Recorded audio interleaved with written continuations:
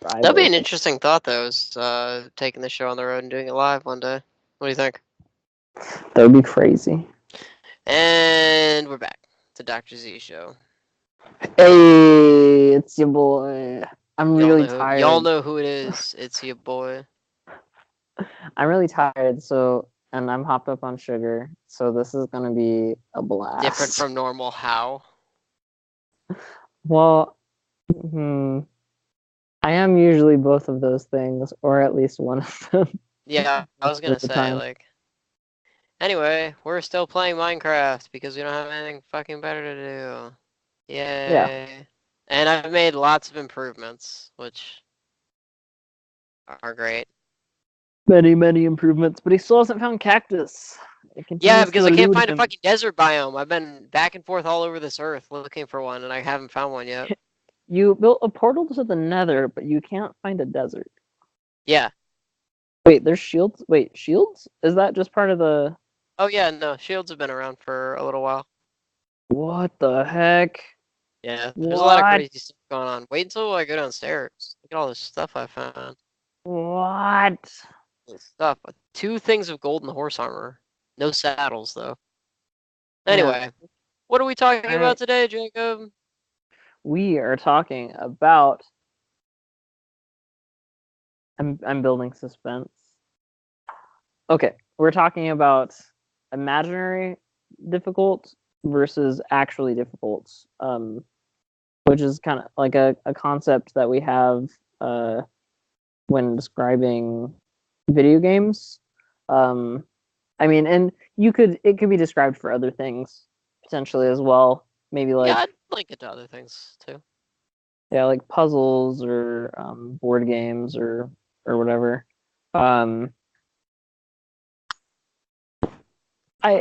Less so puzzles and board games. It's most efficient to describe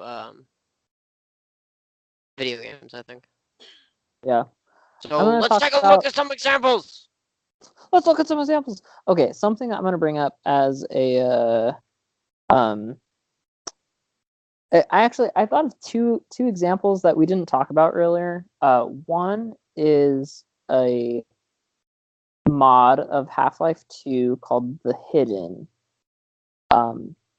And that it's just for the multiplayer. There's no storyline in there. So it might seem kind of weird applying the concept of like imaginary hard versus actual hard to it, but basically in that, one player is this superpowered invisible death machine. Okay. And the other people are the like kind of elite squad sent by the government to basically go and eliminate this threat that escaped containment or whatever. So it's Evolve before Evolve was Evolve. Yes. Okay. And I will give that as an example of like actual hard, because the player being the superpowered invisible monster actually does have a lot going for them. The only issue is that they do need to, understand the mechanics of, being that monster and kind of the nature of what they can do. Is there like a tutorial, or they're just like, you're the monster now, good luck? No, there's a tutorial on how to use his powers, and he has kind of like a stamina meter for climbing on walls and stuff.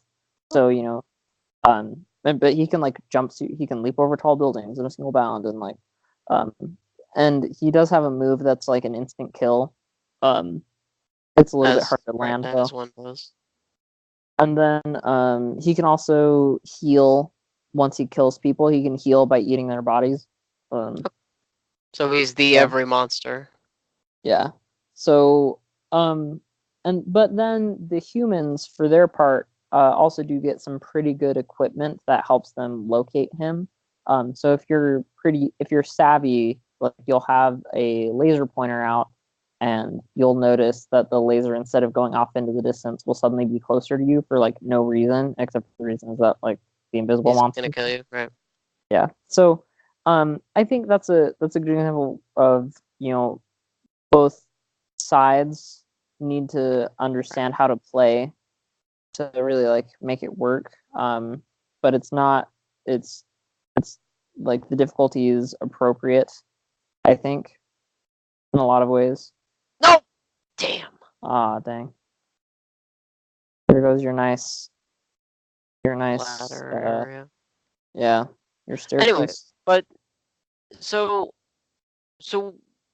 for people who like are completely lost at this point, what is imaginary hard and what is actual hard? Let's start there.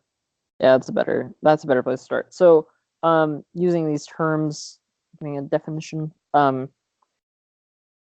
Actual hard is when a game's, mechanics or storyline more or less require just like skill, that can be learned, like and applied, or in not necessarily in a variety of ways, but like you need to learn kind of the tricks of the trade to actually move forward.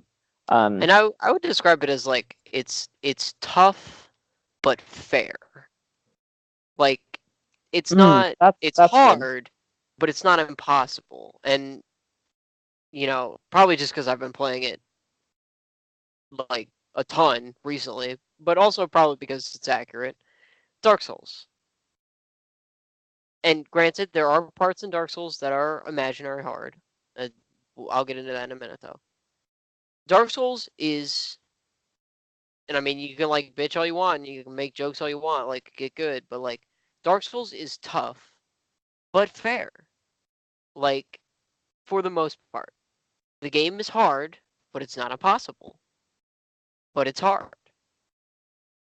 And I mean, Yeah. anyone that's even seen a playthrough of Dark Souls knows, like, the game's hard. Like, it's not a cakewalk, for sure.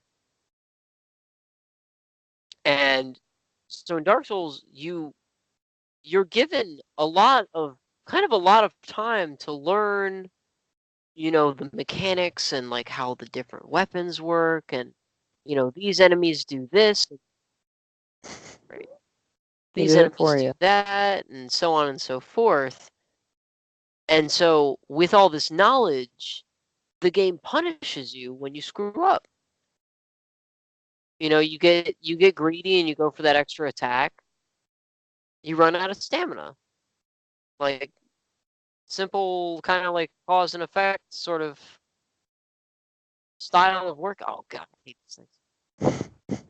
Simple sort of like cause and effect kind of like gameplay. They have more health than a normal zombie. Yeah. That's so dumb.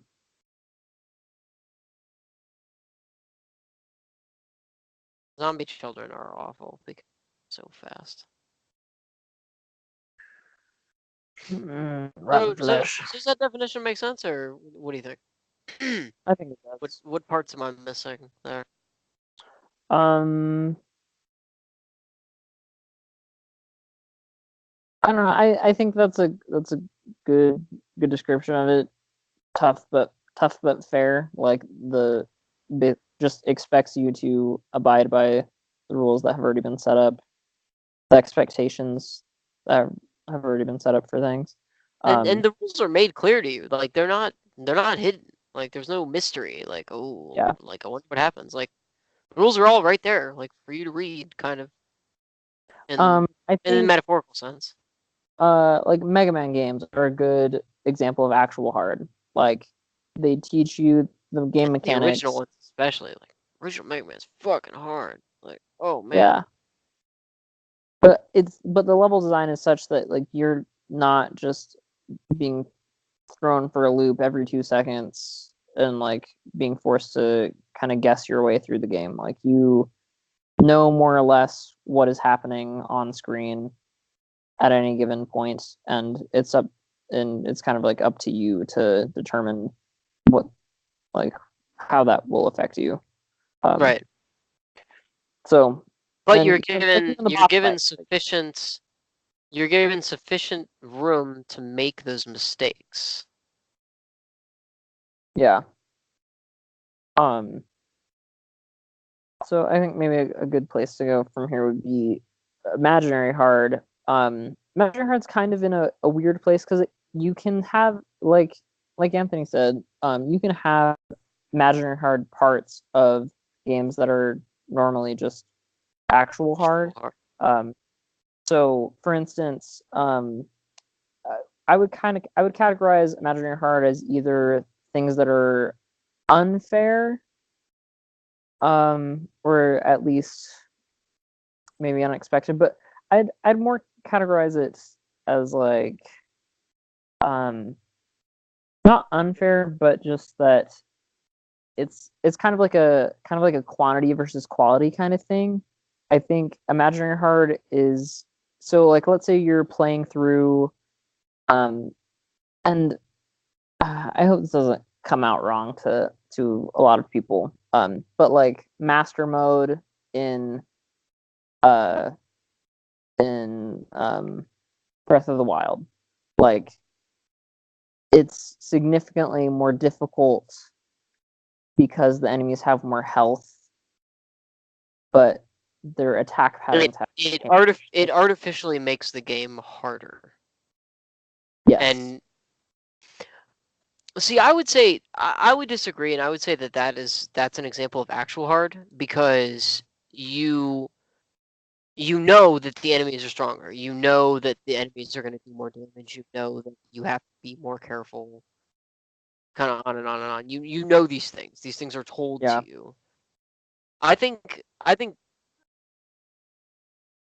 the best possible example that I can sort of come up with for Imaginary Hard is like Leap of Faith style gameplay. Okay. Where like you know that like there's a platform there, or you think you know there's a platform there, and you have to take this running leap towards it. Oh, just kidding, there's not a platform there. And granted, like a lot of that is limited. Like that sort of style of gameplay has definitely died in the past few years, thanks to like technology not being like kind of garbage. And you can, screens are bigger. You can see what's going on. Know what's happening at all times because the screen is so large. Yeah. But there's still kind of styles of excuse me. There's still styles of like gameplay that make the game actual hard. So like if you're playing like a good example of what constitutes Leap of Faith gameplay now. But it's just things that are unfair. Oh, I'd say one example of a something that I've noticed more in board games, and this isn't like there's a lot of board games that rely on randomness, but there's a lot of when the there's RNG a lot of strategy. Yeah, I think that's an example of Imaginary Hard. Like, not. I mean, it does suck for for speedrunners and everything, but for instance, there's a lot of like mobile roguelikes that I've noticed that it's just like completely random if you will survive or not. Like there's no skill involved. Like you either manage to survive against the enemies or you don't, because just the game isn't designed in such a way that you can succeed based on your skill. Well, like it's completely based on whether or not the game decides you will succeed. Like whether the game decides whether or not you're going to live. I think like that's an example of Imaginary Hard. Okay, well, I'm going to come after you for attacking my baby. I love roguelite and roguelike games. Like you know that. through and through. Roguelike mobile games? Like, have you played the bad ones? Well, yes, and that's why they're the bad ones. Okay. Although, yeah, you are right. Like the thing that's sort of gonna let me argue this point though is they can be imaginary hard, but you're not for Rogue especially. We're going off, original Rogue for the Apple. I don't know if you've ever played it, but it's real hard. You're not like it's possible to win. It is 100% possible, but that's all it is. You can win, but the game is designed in such a way that it is a very rare occurrence. Think about it like this: like finding a shiny in Pokemon. Mm-hmm. It's the odds of you getting all the perfect items and the perfect, rings and weapons and armor and all that to win, to be best equipped to beat the random number generator and win the game. The odds to have all of those things are astronomical. And that's where the imaginary hardness comes in, because the game is not based on skill, it's based on the RNG, having mercy on you. Yeah. Which it may or it may not. RNG is random number generator, for those of you who are unaware. Is this like, so are we arguing like the difference now between whether or not someone is able to complete a game of solitaire or not? Because I feel like that's like basically what that kind of boils down to. I'm worried that's the direction we're going in, but it's an interesting point to think about. Like, excuse me, man. So let's approach this from another direction. Are card games imaginary hard, or are they real hard? To you personally, like specifically. So like, is solitaire real hard, or is it imaginary hard? I think it's one of those things where, well, okay, I'm just gonna bring this up as like okay, so there's just, I don't remember the name of it. There's maybe it was like another Pixel Dungeon, and like this isn't really meant to be a review of that game so much, but I guess it kind of is. Or just like Pixel Dungeon, whatever, like a mobile app, like roguelike app. You're talking about the game Pixel Dungeon, the mobile game Pixel Yeah. Dungeon? Yeah. I actually I played that. I enjoyed it a little bit. It's got some mechanics that I don't agree with, but go on. Sorry. Yeah. It was one of those things where like so basically in that the colors of the items that you get don't actually correspond to anything. Like 100% agree. Yeah, nothing, like no, there's no way for you to gain any knowledge by playing the game before. Like that doesn't help you in any way. Yeah, so like you see a red potion, and anyone who's played any game ever is like, red potion, that means health. No, it could mean poison. Or It could mean fire. mana. Or yeah, it could be Fire or literally water or whatever.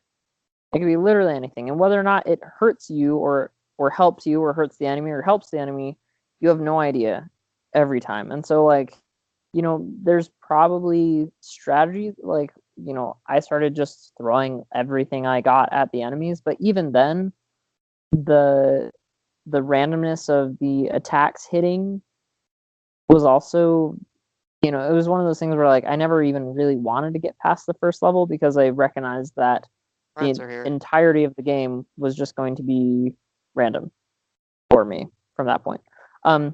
But bringing that back to card games, I think, card games like I don't know, like solitaire or whatever, I think maybe they're not imaginary hard because you can tell kind of like what the percents are of success.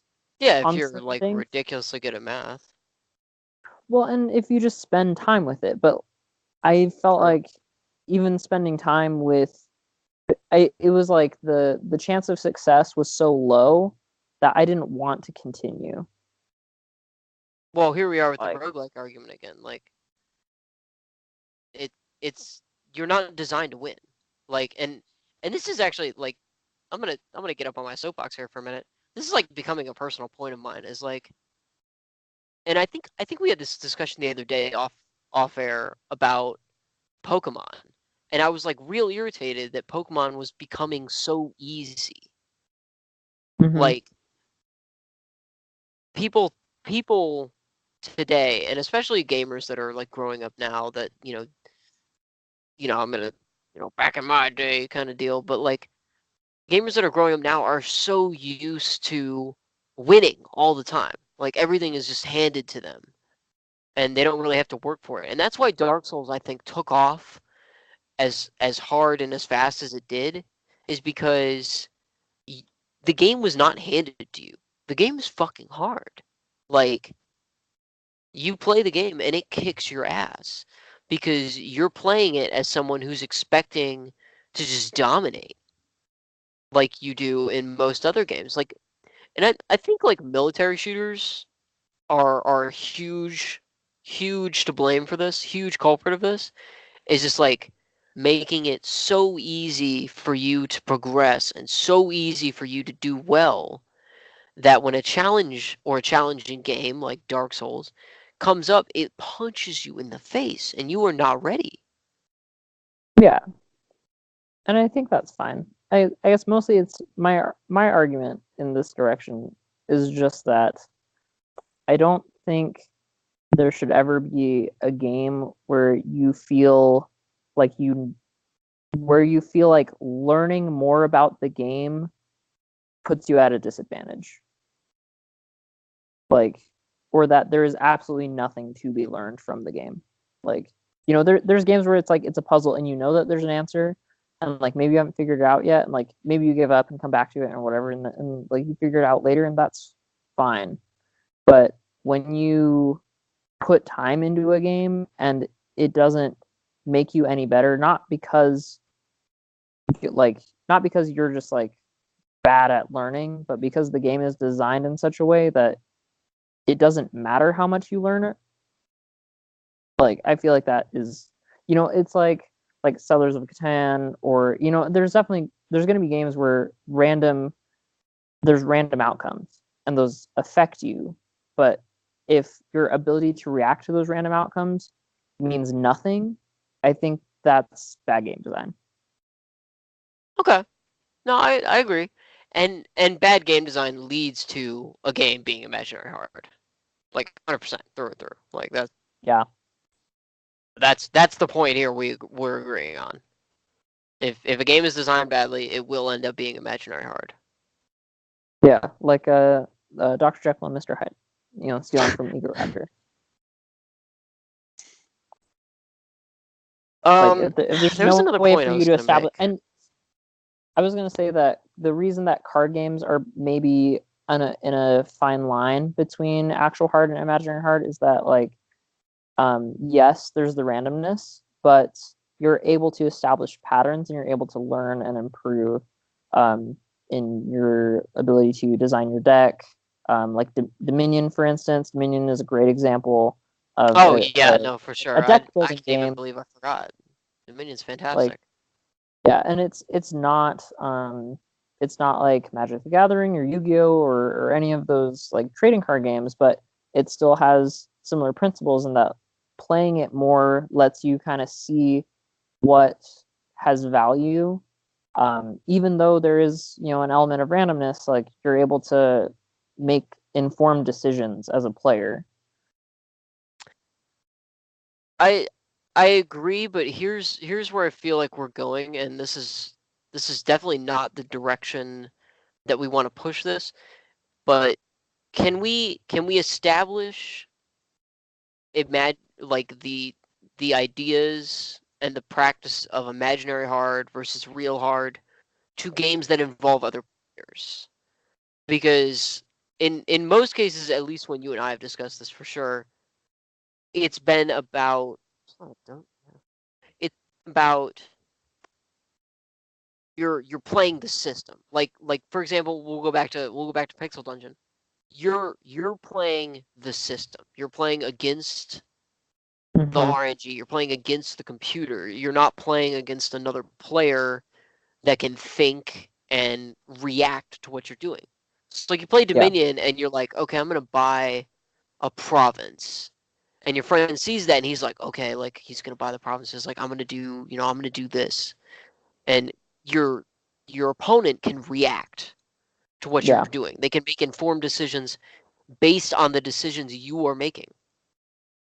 We talk about games like Pixel Dungeon, and the game just hates you. Like it's not changing the way it beats you.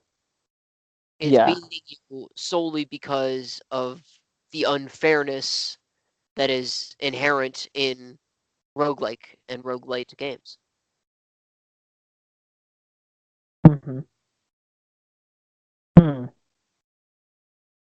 Because I would argue multiplayer computer games, card games, whatever, your opponent can react in some way to what's happening and how the game is being played. And roguelike games don't give you that opportunity. They just beat you until you're sad.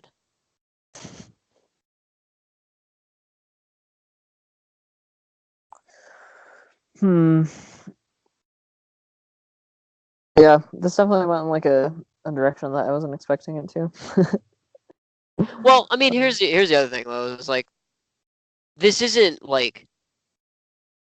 argument with an end. Like it's, and we're not arguing, I don't think, but it's not. There's no definitive, this is hard, this is easy for anyone.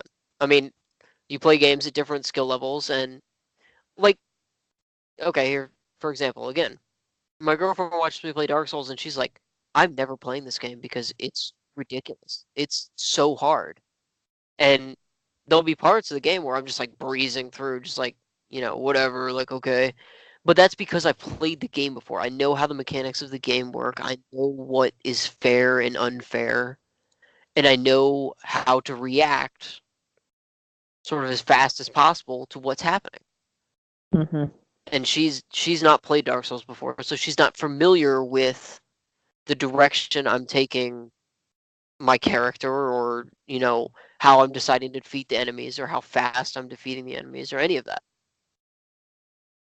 So the difference between imaginary hard and actual hard is at a certain point subjective. I think, I would say.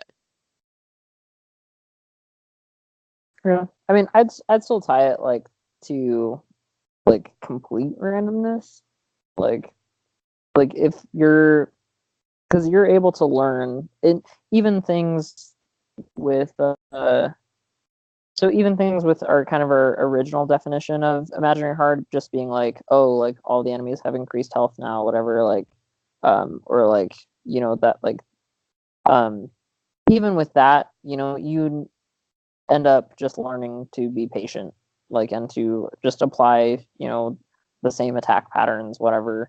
Oh yeah, Dark Souls teaches you patience like none other. Yeah, it just ends up taking longer, and I think that was kind of like our original like perspective of imaginary hard, is like, from like a numbers perspective, like is just everything, are there just more enemies, or, and sometimes that is actually hard, like learning to deal with that many enemies, like it's actually hard. Sam. So yeah, I'd say I'd agree with it being subjective on like how much a game embodies that. But I would, and granted, like saying this is my opinion, so like is like kind of by definition subjective. But I'd say like if you have no ability to learn from the game, like how to improve, It's I would, yeah. It's like, oh wow, like this is really difficult. Like, yeah, because like because the there's game doesn't literally teach you anything. Yeah, and there's nothing to learn either. Like, it's okay, like a let's get like a coin toss, like Yeah. that is imaginary hard. Like being able to call the correct heads or tails. There's not really a way to learn that unless like you have the craziest accurate eyes and like you're able to process all of that information. Like, True. but assuming most people can't do that, it's imaginary hard. Like, it's. But so here's what I'm getting at though is in all of our examples of imaginary hard, there's been one constant, random, and that's the presence of an RNG in some way. So maybe this is best. We'll let this simmer for a bit and come back to it and see if we can. like RNG in games. Yeah, is the RNG imaginary hard or is it something else? Okay, I'd say that's a good place to table this episode until next time. And I had a question I wanted to leave off of. And I can't remember it now for the life of me. This is why I interrupt you all the time, and I really gotta apologize for this more. But because like if I don't say something, like it's gone, like it's lost. I'm sorry. Nah, it's okay. Like we'll figure it out. Your friends are around here somewhere. I can hear them slurping, making that horrible noise. Cave spider friends. Sorry, the Red Cross was calling me. The Red Cross? Yes, they want my blood. Your blood. Probably. I mean, that's usually what they want. Anyway, well, that does it. Jacob's got to get off to his gala. Is needed at the opera. Yeah, I have a work gala to attend. And so, all right. leave us your opinion. Let us know what games you think are actual hard versus imaginary hard. If you have any thoughts, let us know. I would love to hear from you as well. We'll see you on the next episode of Rogue and Paladin. No, wait a second. Cloak and Dagger. Ah! I keep going back to that though, honestly. Like I keep going back to the name and how fitting the name was for the old podcast. Yeah. We will see you on the next episode of the Dr. Z Show. Until then, we're out. Adios.